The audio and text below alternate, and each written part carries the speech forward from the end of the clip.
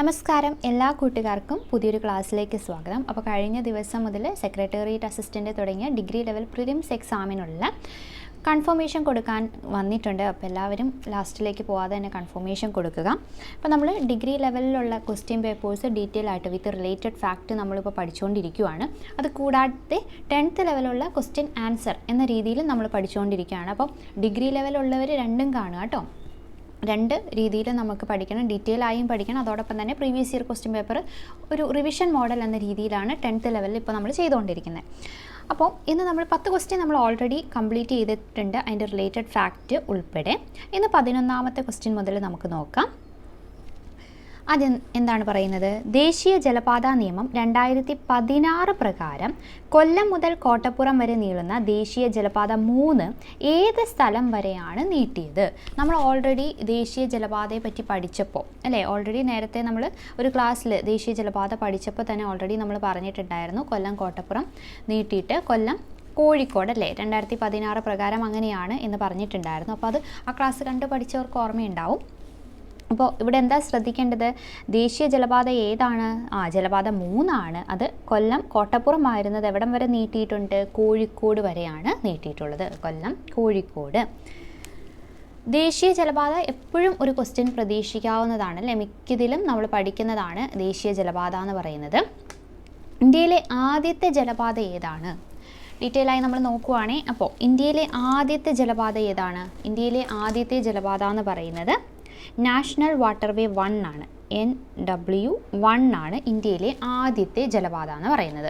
Okay, ഈ ആദ്യത്തെ ജലപാത ഏതൊക്കെ സ്ഥലങ്ങൾ തമ്മിലാണ് ബന്ധിപ്പിക്കുന്നത്? അലഹബാദ്, ഹാൽഡിയ. ഏതൊക്കെയാണ്?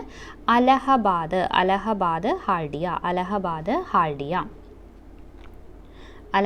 ഹാൽഡിയ. ദേശീയ ജലപാത 1 ബന്ധിപ്പിക്കുന്നത് അലഹബാദ്, ഹാൽഡിയാണ്.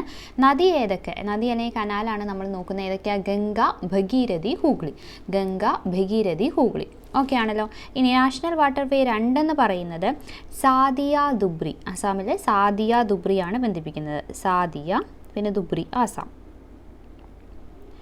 അത് നാഷണൽ വാട്ടർവേ 2. ഇപ്പോൾ നാഷണൽ വാട്ടർവേ 1 അലഹബാദ്, ഹാൽഡിയ. ഈ ക്ലാസ്സിനോടൊപ്പം തന്നെ പഠിച്ചു പോവാം കേട്ടോ. നാഷണൽ വാട്ടർവേ 2 വരുന്നത് സാദിയ ദുബ്രി. ഏതായിരിക്കും അവിടെ നദി വരുന്നത്? ബ്രഹ്മപുത്ര നദി. ഇനി നാഷണൽ വാട്ടർവേ 3 വരുന്നത് കൊല്ലം കോഴിക്കോടാണ്. അത് നദി അല്ലെങ്കിൽ കനാൽ വരുന്നത് ഏതാണ്? വെസ്റ്റ് കോസ്റ്റ് കനാലാണ്. Champakkara canal, west coast canal, Udyogamandal canal. ഇത് 3 പേര് ഓർത്തു വയ്ക്കുക കേട്ടോ. പിന്നെ നാഷണൽ വാട്ടർവേ 4, ഇപ്പോൾ 3 നമ്മൾ പഠിച്ചു ഓൾറെഡി അല്ലേ, കൊല്ലം കോഴിക്കോട്. ഇനി നാഷണൽ വാട്ടർവേ 4 വരുന്നത് കാക്കിനഡ, പുതുച്ചേരിയാണ്. ഏതാണ്? കാക്കിനഡ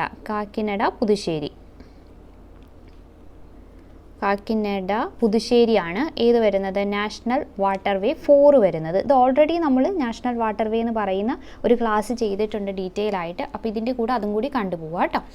ഇനി നാഷണൽ വാട്ടർവേ 5 വരുന്നത് താൽച്ചർ, പാരദ്വീപ്. ഏതൊക്കെയാണ്? താൽച്ചർ പിന്നെ പാരദ്വീപ്. ഈ നാഷണൽ വാട്ടർവേ 6 ഇമ്പോർട്ടൻ്റ് ആയിട്ടുള്ള 6 വരുന്നത് ലക്കിപൂർ, ഭംഗ. ലക്കിപൂർ ഭംഗയാണ് ഏത് വരുന്നത്? നാഷണൽ വാട്ടർവേ 6 വരുന്നത് കേട്ടോ. 6 ഭംഗ. അപ്പം ഈ ഓർത്തു വയ്ക്കേണ്ടത് national waterway 1 Allahabad, Haldia. National waterway 2 Sadiya Dhubri. National waterway 3 Kollam Kozhikode. National waterway 4 Kakinada, Puducherry. National waterway 5 വരുന്ന താൽച്ചർ, പാരദ്വീപ്. 6 വരുന്ന ലക്കിപൂർ, ഭംഗ.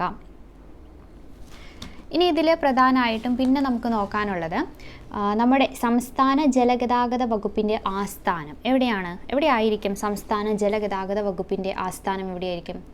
ആലപ്പുഴയാണ്. ആലപ്പുഴ. ഇനി കേരള സംസ്ഥാന ജലഗതാഗത വകുപ്പ് നിലവിൽ വന്ന വർഷം എന്നാന്ന് ചോദിച്ചാൽ അത് 1968ലാണ്. 1968 കേരള സംസ്ഥാന ജലഗതാഗത വകുപ്പ് നിലവിൽ വന്നു. സംസ്ഥാന ജലഗതാഗത വകുപ്പിൻ്റെ ആസ്ഥാനം ആലപ്പുഴയാണ്. ഇനി നാഷണൽ വാട്ടർവേ 3 അതിനെ ദേശീയ ജലപാതയായി പ്രഖ്യാപിച്ചത് എന്നാന്ന് ചോദിച്ചു. ഇപ്പോൾ നമ്മൾ പഠിച്ച നാഷണൽ വാട്ടർവേ 3 ദേശീയ ജലപാതയായിട്ട് പ്രഖ്യാപിച്ചത് 1993 ആണ്. അതാണ് ഈസ്റ്റ് കോസ്റ്റ് കനാൽ അല്ലെങ്കിൽ വെസ്റ്റ് കോസ്റ്റ് കനാൽ എന്നറിയപ്പെടുന്ന നാഷണൽ വാട്ടർവേ 3 ആണ്. ഈസ്റ്റ് കോസ്റ്റ് കനാൽ എന്നറിയപ്പെടുന്ന ഒരെണ്ണമുണ്ട്. അതേതാണ്? ഈസ്റ്റ് കോസ്റ്റ് എന്ന് പറയുന്നത് ഒഡീഷ, പശ്ചിമ ബംഗാൾ, താൽച്ചർ പാരദ്വീപ്, അതായത് നാഷണൽ വാട്ടർവേ 5 നമ്മൾ പഠിച്ചുവല്ലോ. ഈ 5ന് ഈസ്റ്റ് കോസ്റ്റ് എന്നാണ് പറയുന്നത്. ഈസ്റ്റ് കോസ്റ്റ് കനാലാണ് നാഷണൽ വാട്ടർവേ 5. വെസ്റ്റ് കോസ്റ്റ് കനാലാണ് ഇത് നാഷണൽ വാട്ടർവേ 3 എന്ന് പറയുന്നത്. ഇത്രയും കാര്യങ്ങൾ ഓർത്തിരിക്കാമല്ലോ. ഇൻലൻഡ് വാട്ടർവേസ് അതോറിറ്റി, അതായത് ഉൾനാടൻ ജലപാത അതോറിറ്റി സ്ഥാപിതമായതും ഒന്ന് ഓർത്തു വയ്ക്കുക. അത് 1986 കേട്ടോ, 86. ആ 86-ന് നേരെ ഓപ്പോസിറ്റ് 68-ലാണ് എന്ത് സംഭവിച്ചത്? കേരള സംസ്ഥാന ജലഗതാഗത വകുപ്പ് നിലവിൽ വന്നത്. അതും ഓർത്തു വയ്ക്കുക. ഇനി നമുക്ക് അടുത്ത ചോദ്യം നോക്കാം. അടുത്ത ചോദ്യം, താഴെ പറയുന്നവയിൽ ഏതാണ് ഇന്ത്യയിൽ ഭൂതാപനിലയല്ലാത്തത്? ഭൂതാപനിലയല്ലാത്തത് ഏതാണ്? ഇതെനിക്ക് ജസ്റ്റ് ഒരു ഡൗട്ടുണ്ട് കേട്ടോ, എന്നാലും നമുക്കൊന്ന് നോക്കാം. ഈ ക്വസ്റ്റ്യൻ്റെ ആൻസർ നമുക്ക് വരുന്നത് ഓപ്ഷൻ ബി ആണ്, 1ഉം 3ഉം അല്ലാത്തത് എന്ന് പറയുന്നത്. പക്ഷേ ഞാൻ ഇതിൻ്റെ ഡീറ്റെയിൽസ് പറയാം, കുറച്ച് കാര്യങ്ങൾ ഉള്ളത് പറയാം. അത് നമ്മുടെ ഇതിനു മുമ്പ് ചോദിച്ചിട്ടുള്ളത് നമ്മുടെ UPSC-യിലൊക്കെ ചോദിച്ചിട്ടുണ്ട്, SSC-യിലൊക്കെ. അപ്പോൾ അത് വെച്ചിട്ട് അതിൻ്റെ ഡീറ്റെയിൽ ആയിട്ടുള്ള കാര്യങ്ങൾ പറയാം. ക്വസ്റ്റ്യൻ്റെ ആൻസർ കറക്റ്റ് ആണോ എന്ന് എനിക്കൊരു ഡൗട്ടുണ്ട് കേട്ടോ. PSC-യുടെ ഫൈനൽ ആൻസർക്ക് പ്രകാരമാണ് പറയുന്നത്. ഓക്കെ, ഇതിൽ ഇന്ത്യയിലുള്ളതിൽ എന്താണ് ഏറ്റവും പ്രോമിസിങ് ആയിട്ടുള്ള ജിയോ തെർമൽ ലൊക്കേഷൻ ഏതാണെന്ന് ചോദിച്ചാൽ അതിൻ്റെ ആൻസർ പുകയാണ്, പുക. അത് മാത്രമല്ല, ഈ തത്താപ്പാനി എന്ന് പറയുന്നതും എന്താണ്? ഒരു ജിയോ തെർമൽ ഫീൽഡാണ്, ഭൂതാപനില ജിയോ തെർമൽ ഫീൽഡാണ്. പിന്നെ ജിയോ തെർമൽ, പിന്നെ ഈ സിംഗ്രൗളി അതും ഒരു ജിയോ തെർമലായി കൺസിഡർ ചെയ്യുന്നുണ്ട്. പിന്നെ ഈ നറോറ എന്ന് പറയുന്നത് ഒരു ന്യൂക്ലിയർ പവർ പ്ലാന്റ് ആണ് അല്ലേ, ന്യൂക്ലിയർ പവർ പ്ലാന്റ് ആണ് നറോറ എന്ന് പറയുന്നത്. അപ്പോൾ ഇതെന്തെങ്കിലും നിങ്ങൾക്ക് ആർക്കെങ്കിലും കറക്റ്റായിട്ട് അറിയെങ്കിൽ ജസ്റ്റ് ഒന്ന് കമൻറ്റ് ചെയ്യുക കേട്ടോ. അപ്പോൾ ഇത് നിങ്ങളൊന്ന് ഓർത്ത് വയ്ക്കുക. പുകാവാലി, തത്താപ്പാനി, അതോടൊപ്പം തന്നെ സിംഗ്രൗളി അതൊക്കെ ഒരു ജിയോ തെർമൽ ആയിട്ടാണ് കണക്കാക്കുന്നത്. സിംഗ്രൗളി ജിയോ തെർമലായിട്ട് കൺസിഡർ ചെയ്യുന്നത്. പുകാവാലി എന്ന് പറയുന്ന മോസ്റ്റ് പ്രോമിസിങ് ആയിട്ടുള്ള ഒരു ജിയോ തെർമൽ ലൊക്കേഷനാണ് ഇന്ത്യയിലുള്ളത്. ഓക്കെ, അടുത്ത ചോദ്യത്തിലേക്ക് പോവാം. പറയുന്ന ജോഡികളിൽ ഏതാണ് തെറ്റായി പൊരുത്തപ്പെട്ടത്? അപ്പോൾ പാരൻ്റ് റോക്കും അത് രൂപാന്തരപ്പെട്ട പാറയുമാണ് പറയുന്നത്. നമുക്ക് ഓരോ നോക്കാം. ആദ്യം വായിച്ച്, ഗ്രാനൈറ്റിൻ്റെ നൈസ്, മണൽ കല്ലിൻ്റെ ഏതാണ്? സിസ്റ്റ്, പിന്നെ ലൈം സ്റ്റോൺ, മാർബിൾ, ഷെയിൽ, സ്ലേറ്റ്. ഇങ്ങനെ 4 എണ്ണം തന്നിട്ടുണ്ട്. ഇതിലേതാണ് തെറ്റായി പൊരുത്തപ്പെട്ടത്? ഏതാണ്? ഓപ്ഷൻ ബി ആണല്ലേ, ഓപ്ഷൻ ബി. നമുക്ക് നോക്കാം, ബാക്കിയൊക്കെ നോക്കാം. ഗ്രാനൈറ്റിൻ്റെ ഏതാണ്? നൈസ് തന്നെയാണ്, ഗ്രാനൈറ്റ് നൈസാണ്. ഇനി മണൽക്കല്ല് എന്ന് പറയുന്നത് ഏതാണ്? സാൻഡ് സ്റ്റോൺ അല്ലേ, അത് ക്വാർട്സൈറ്റ് ആണ് കേട്ടോ, ക്വാർട്സൈറ്റ്. ഇവിടെ എഴുതാം.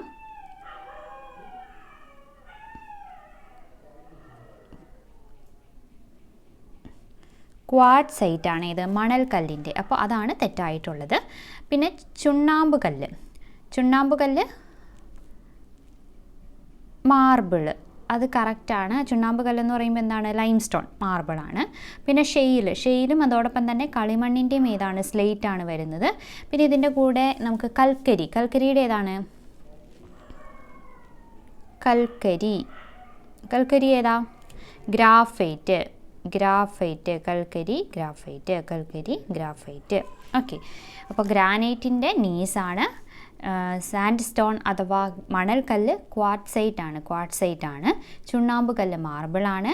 ഷെയിലും കളിമണ്ണ് രണ്ടും ഓർത്ത് വയ്ക്കുക, സ്ലേറ്റ് ആണ്.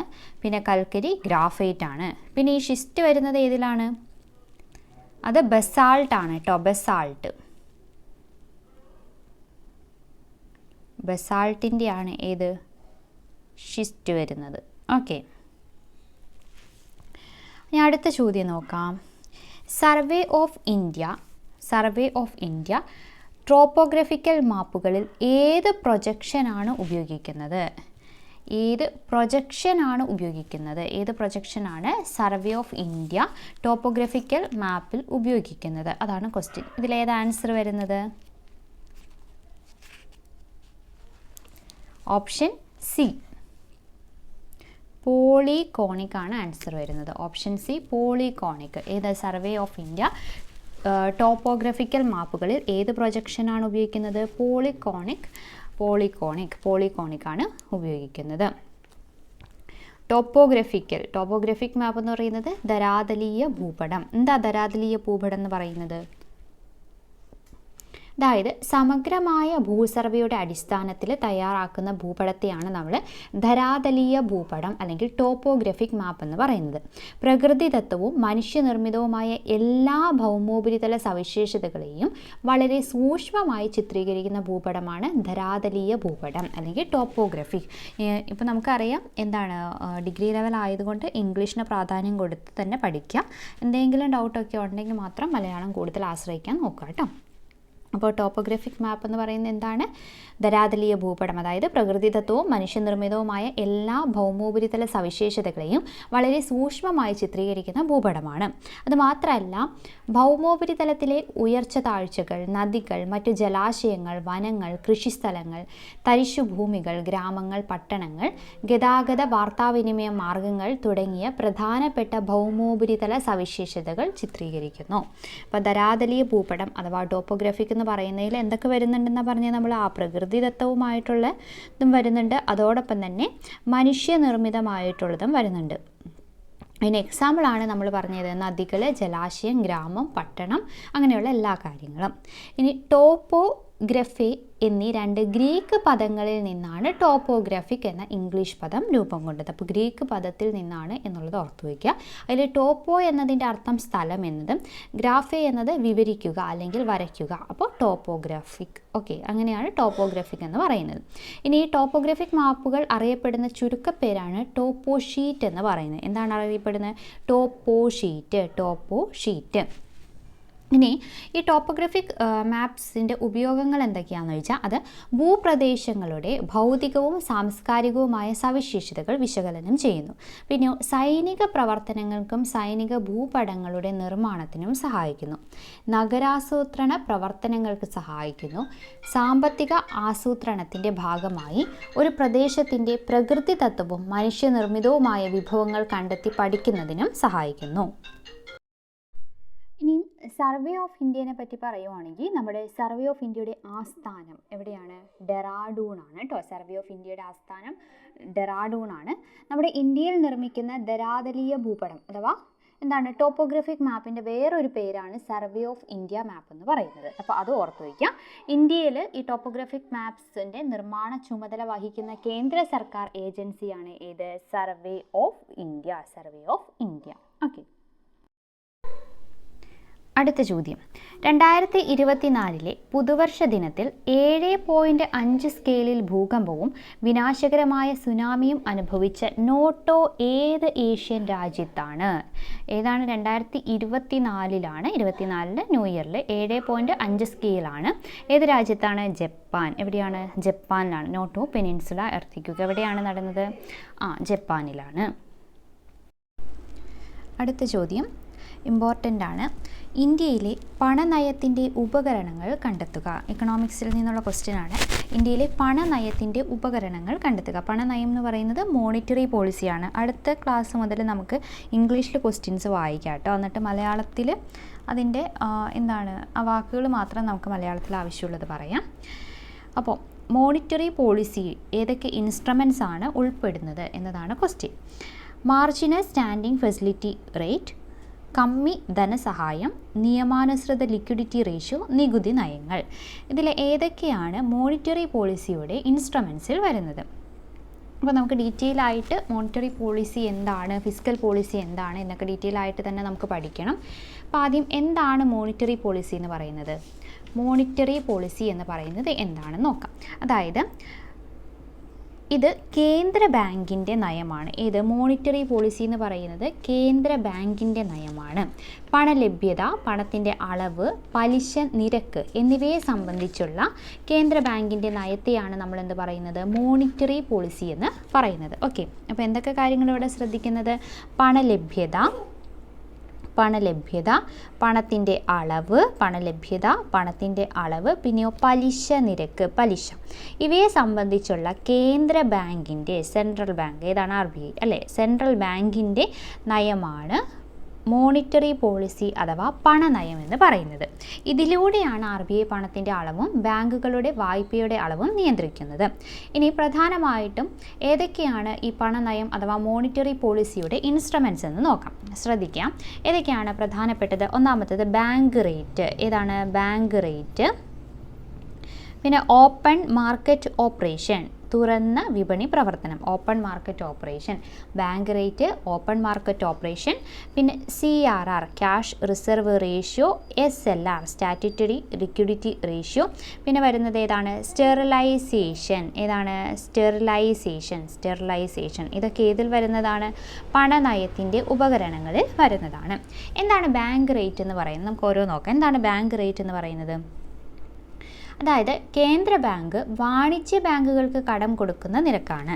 അപ്പോൾ RBI സെൻട്രൽ ബാങ്ക് ഏതാണ്? RBI ആർക്ക് കൊടുക്കുന്നു?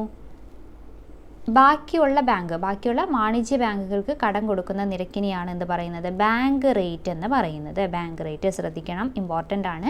കേന്ദ്ര ബാങ്ക് വാണിജ്യ ബാങ്കുകൾക്ക്, കൊമേഴ്ഷ്യൽ ബാങ്കുകൾക്ക് കടം കൊടുക്കുന്ന നിരക്കാണ് ബാങ്ക് റേറ്റ്. അത് പണപ്പെരുപ്പ സമയത്ത് കേന്ദ്ര ബാങ്ക് റേറ്റ് എന്ത് ചെയ്യുന്നു?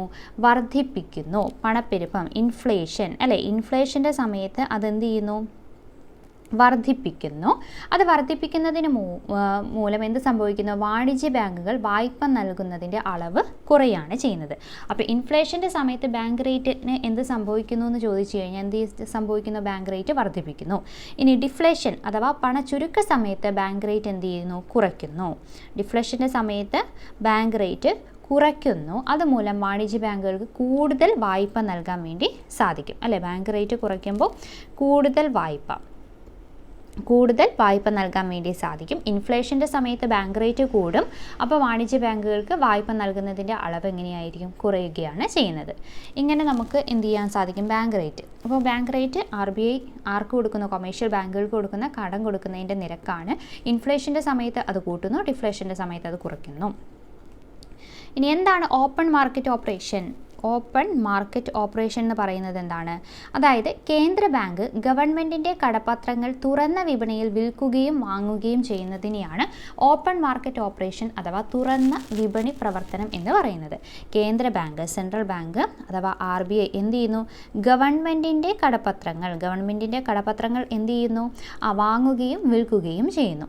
ഇത് പണപ്പെരുപ്പത്തെ നിയന്ത്രിക്കാൻ വേണ്ടി, അതായത് ഇപ്പോൾ കേന്ദ്ര ബാങ്ക് തുറന്ന വിപണിയിൽ കടപ്പത്രങ്ങൾ വിൽക്കുകയാണെങ്കിൽ അത് ഏത് സമയത്താണ്? പണപ്പെരുപ്പത്തെ നിയന്ത്രിക്കാനാണ്. ഇൻഫ്ലേഷനെ നിയന്ത്രിക്കാൻ എന്ത് ചെയ്യും? അത് വിൽക്കും. ഓക്കെ. പിന്നെ അത് വിൽക്കുമ്പോൾ ബാങ്കുകൾ അത് വാങ്ങും. അങ്ങനെ ബാങ്കുകൾക്ക് വായ്പ നൽകുവാനുള്ള ശേഷി എന്ത് ചെയ്യും? കുറയും. അങ്ങനെ സമ്പദ് വ്യവസ്ഥയിൽ പണലഭ്യത കുറയുകയാണ് ചെയ്യുന്നത്. ഇനി നേരെ ഡിഫ്ലേഷൻ്റെ സമയത്താവുമ്പോൾ എന്ത് ചെയ്യും? ഡിഫ്ലേഷൻ്റെ സമയത്ത് കേന്ദ്ര ബാങ്ക് ഇതെന്ത് ചെയ്യും? തുറന്ന വിപണിയിൽ നിന്നും കടപ്പത്രങ്ങൾ വാങ്ങും. ഓക്കെ. ഇൻഫ്ലേഷൻ്റെ സമയത്ത് അത് വിൽക്കും. ഇൻഫ്ലേഷൻ്റെ സമയത്ത് RBI അത് വിൽക്കുമ്പോൾ ബാങ്കുകൾ വാങ്ങും. അപ്പോൾ ബാങ്കുകൾക്ക് വായ്പ നൽകാനുള്ള ശേഷി കുറയും. അങ്ങനെ പണലഭ്യത അവിടെ കുറയുകയാണ് ചെയ്യുന്നത്. ഇനി ഡിഫ്ലേഷൻ്റെ സമയത്ത് RBI അത് വാങ്ങുകയാണ് ചെയ്യുന്നത്. തുറന്ന വിപണിയിൽ നിന്നും കടപ്പത്രങ്ങൾ വാങ്ങും. എന്നിട്ടോ അപ്പോൾ ബാങ്കുകൾക്ക് എന്ത് കിട്ടും? കൂടുതൽ പണം കിട്ടുകയാണ് ചെയ്യുന്നത്. അപ്പോൾ ആ പണത്തിലൂടെ വായ്പാ ശേഷി കൂടും. അങ്ങനെ സമ്പദ് വ്യവസ്ഥയിൽ പണലഭ്യത കൂടുകയാണ് ചെയ്യുന്നത്.